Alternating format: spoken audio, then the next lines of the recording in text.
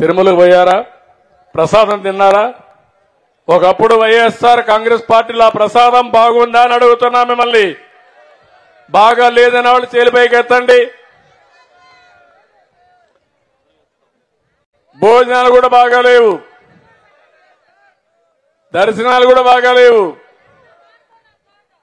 పండగ పోవడం మానేశారు. ఏం తల్లి ఇప్పుడు పోయి చూడు. కొత్తగా నేను ముఖ్యమంత్రి అవుతానే మొదటి రోజునే ఒక ఆఫీసర్ని వేశాను, శ్యామలరావు గారిని. ఒకే మాట చెప్పి పంపించాను. మళ్లీ నేను శభాషణాలంటే ప్రజలు మెచ్చుకునే పరిపాలన, దేవునికి సేవ చేయమని చెప్పి ఆయన పంపించా. ఈ రోజు నెయ్యి అంతా కూడా మార్చాడు. ఏదైతే కర్ణాటక ఫెడరేషన్ నందిని ఉందో ఆ నందిని నెయ్యి కొన్నాడు. ఇప్పుడు ప్రసాదం తిన్నారా అని మిమ్మల్ని అడుగుతున్నా. తిన్నారా ప్రసాదం? అప్పటికిప్పుడు బాగుందా లేదా అని అడుగుతున్నా మిమ్మల్ని. బాగుందంటే చేలిపైకెత్తండి. ఇది సైకో, నువ్వు చెప్పే మాటలకు వ్యత్యాసం.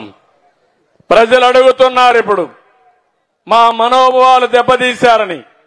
మనోభావాలు దెబ్బతీసినప్పుడు నాసిరకం నెయ్యి తీసుకొచ్చి, కల్తీ నెయ్యి తీసుకొచ్చి ఇష్టానుసారంగా చేసి క్షమించడాన్ని నేరం చేస్తే వదిలిపెట్టాలని మిమ్మల్ని అడుగుతున్నా.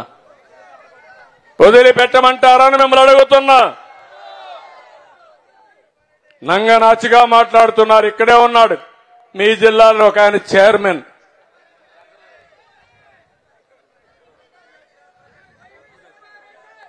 నేను పేరు చెప్పను, నేను పేరు చెప్పడం నాకు కరెక్ట్ కాదు. మొన్నే మీరు చూశారు, వరదలు వస్తే ఏదైతే అక్కడ ఉండే బుడమేరు గండ్లు పెట్టేశారు. బుడమేరు మొత్తం ఎన్క్రోచ్మెంట్లు చేశారు. అక్రమంగా ఎక్కడెక్కడ అమ్మేసుకున్నారు, ఇళ్లు కట్టేశారు. మొత్తం నాకు 10 రోజులు పట్టింది.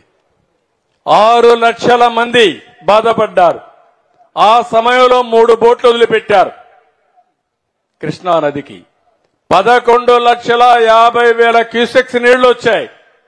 ఆ నీళ్లలో బోట్లు వస్తే ఎంత స్పీడ్ లో పోయి కొట్టాయో ఒకసారి ఊహించుకుంటే, అక్కడంతా కూడా పోయి డ్యామును కొట్టి ఏదైతే మధ్యలో ఉండే కాలమ్స్ని దెబ్బతీస్తే ఇరిగిపోయే పరిస్థితికి వచ్చింది. అదే గాని కాలమును గాని కొట్టుంటే ప్రాజెక్టే కొట్టుకోబోయే పరిస్థితి వచ్చేది. అంటే ఇలాంటి నేరస్తులు ఇప్పుడు అంటున్నారు నాకేం తెలియదని. బాబాయిని చంపి ఏం చేశారు తమ్ముళ్ళు అని మిమ్మల్ని అడుగుతున్నా. ఏం చెప్పారు? గుండెపోటు అని చెప్పారా లేదా? తర్వాత తెలిసిన తర్వాత నారాసుర రక్త చరిత్ర అని చెప్పాడా లేదా? నేరస్తులు చేసే నేరాలు వేరే వాళ్ళ పైన వేయడం వీళ్ళకి అలవాటు అయిపోయింది. అందుకే నేను చెప్పా మా పోలీసులకు కూడా, పోలీసులు జాగ్రత్తగా ఉండండి. ఈసారి నేరాలు చేస్తే మాత్రం మక్కిలిరగొట్టాం తప్ప వదిలిపెట్టే సమస్య లేదు.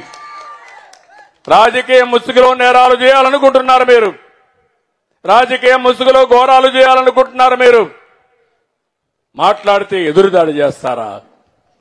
ఒక అమ్మాయి బాంబేలో ఉంటే ఒక యాక్ట్రెస్ ని ఇష్టానుసారంగా తీసుకొచ్చి మీకు సంబంధం లేని కేసుల్లో జైల్లో పెట్టి ఈరోజు మీ ఇష్ట ప్రకారం మళ్ళా వాళ్ళపైన యాక్షన్ తీసుకుంటే మాట్లాడతారా? చట్టాన్ని ఎవరైనా సరే అతిక్రమించి చేతుల్లోకి తీసుకుంటే కబద్దారు గుర్తుపెట్టుకోండి, ప్రజాస్వామ్యంలో ఈ రోజు ఉంటుంది, రేపు ఉంటుంది. తప్పు చేసిన ఎవ్వరిని వదిలిపెట్టనని మరొకసారి ఈ సభ ద్వారా హెచ్చరిస్తున్నానని చెప్పి కూడా నేను మీకు తెలియజేస్తున్నా. ఇలాంటి సంఘటనలు నాకు మీరు గుర్తుపెట్టుకోవాలి. ఒక పక్క 24 గంటలు నాకు మీరే గుర్తుంటారు, ఇంకో పక్క నాకు సవాళ్ల మీద సవాళ్లు. ఈ నేరస్తులు ఏమీ తెలియని A2 మాట్లాడతాడు, నాకు అడ్మినిస్ట్రేషన్ తెలియదంట.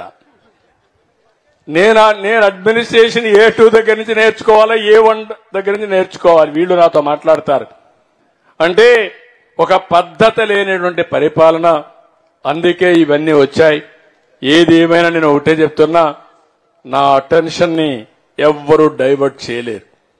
నేను ఒక యజ్ఞమార్గా చేస్తున్నా. గాడి దప్పిన పరిపాలన ఘాట్లో పెడతాను. మీరు నిండు మనసుతో ఆశీర్వదించండి.